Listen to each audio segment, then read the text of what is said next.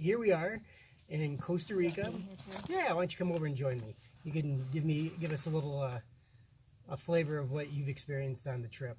So we got in yesterday. What time did we get in yesterday? About 10 o'clock. At 10 a.m. And so we got here, and we were expecting it to be like this sort of missions outreach sort of thing where we'd be like maybe in cots. At least that was my expectation. I don't know if that was yours. And so then we got here, and it turned out to be very beautiful. I'll probably shoot a little footage to show you. And in fact, I think I'll probably put my GoPro turning around thing right about here.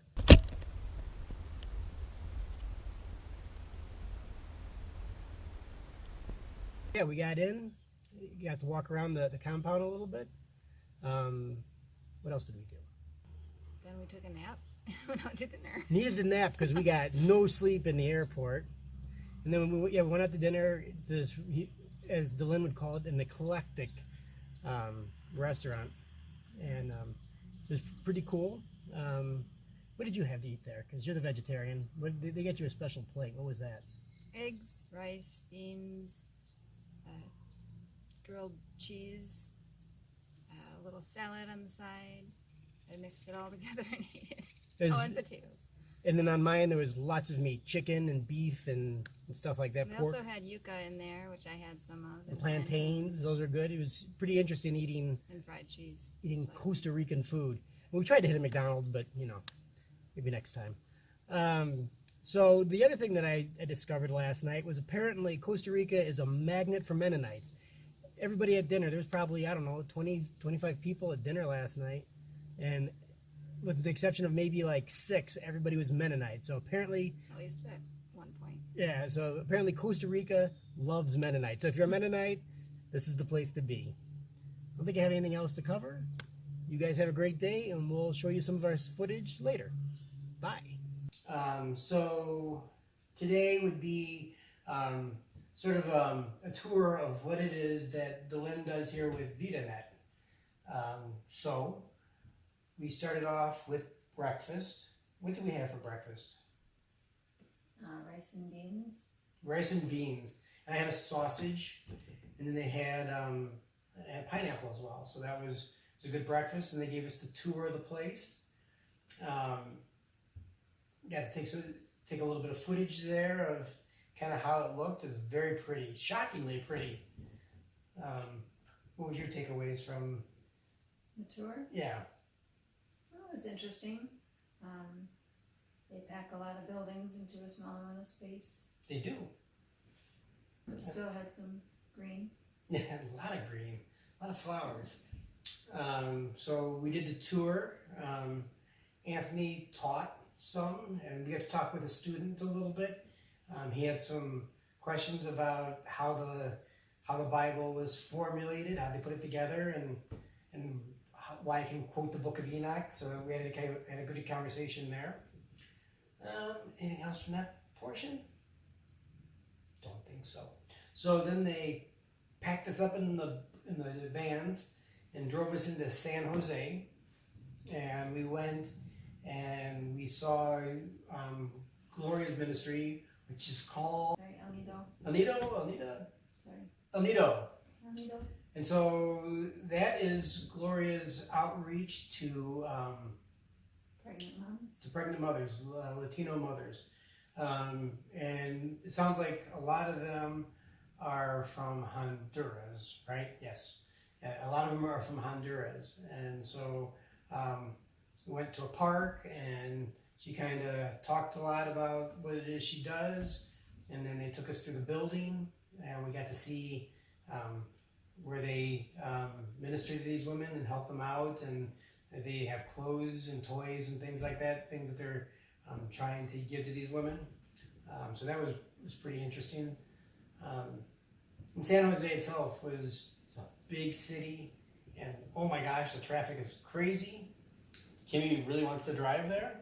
We walked into San Jose, we walked downtown San Jose, and they walked us through a market which is really tight, and they had like little dining areas and counters of meat and vegetables and stuff everywhere.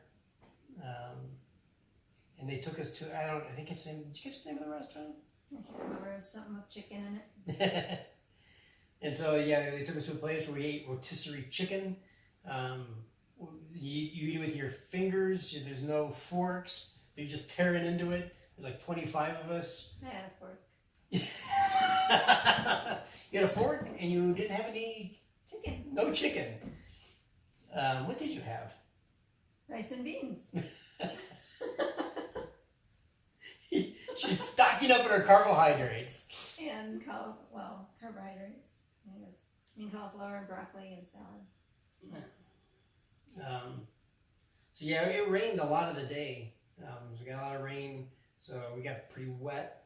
And then from there, they took us to La Quincha. Oh.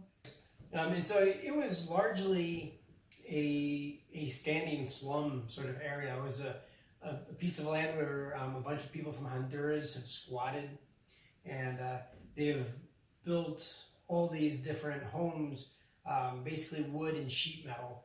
And so they have electricity, but they don't have any running water or plumbing. And like you'd see people that like sleeping out in the rain, like, and there's no sidewalk. So it was pretty humbling to see that. And Delin gave us all suckers so that we could hand them out to the kids, which they were very thankful for. And some really adorable kids that we got handed suckers out to. Mm-hmm. There's a big ravine that runs through the middle of the thing, and water runs through because it rains here 6 months out of the year, so they get a lot of rain. And because they get so much rain, and because it's just a giant, naturally made ravine, it's continuing to get bigger. So it continues to separate the two parts of the I don't know what you call it, the community. So they've built a bridge, but they have to keep adding sections onto the bridge because it continues to get wider as it goes. What were your thoughts looking when we were there?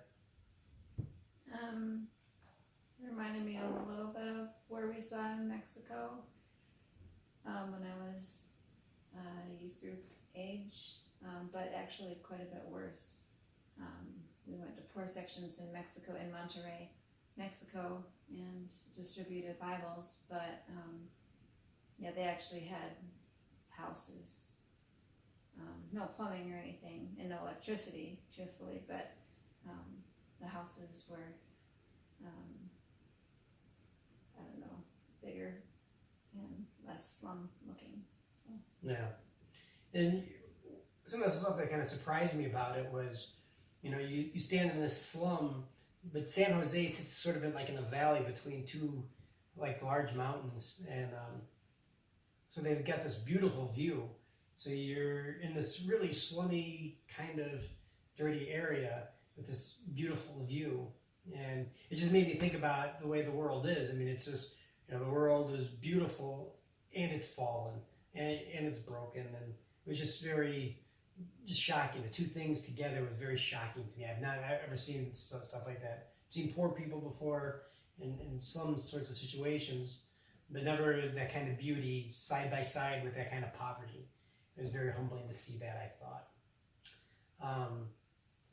So from there, they took us to get some sort of smoothie kind of thing, some sort of grape smoothie thing.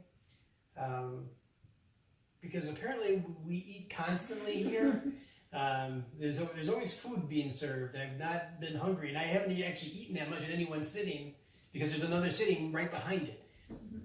So we did that. Came back to the base. So yeah, we came back. We napped a little bit. Delin got the times wrong. He told us to be up by 5:30. At 5:15, Sheila's yelling at me to the wall, "We gotta go!" So that was a little bit shocking. Went to dinner, where I think we had rice and beans again. It's flavored a little bit differently, but still rice and beans. Yeah, always prepared differently, but always rice and beans. And kind of seeing how Costa Rica is. I've been on a few vacations. We just went on a cruise a year ago, and you go to these different countries, but you don't see the countries. Here, it's somebody asked me, "Have you ever been to Costa Rica?" Yeah, I've been to Costa Rica. I didn't just sit in a resort. I didn't hit a cruise port. I've been to Costa Rica, and that's kind of cool. Then they put on a talent show. I'll probably stick a few clips in there of the talent show stuff. That was pretty. C-A-H and Micah is my name.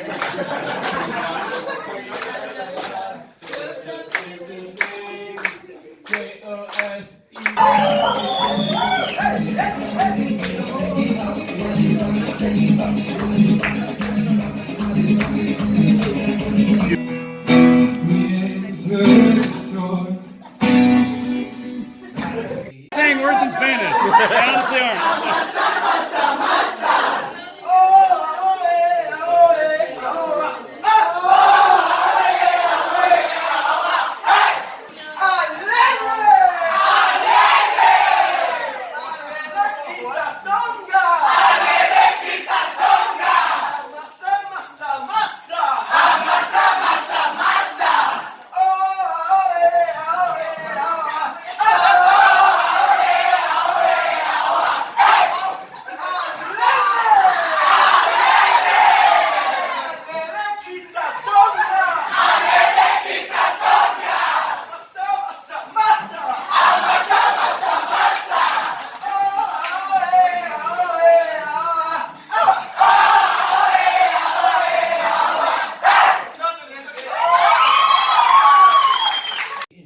Kids, man,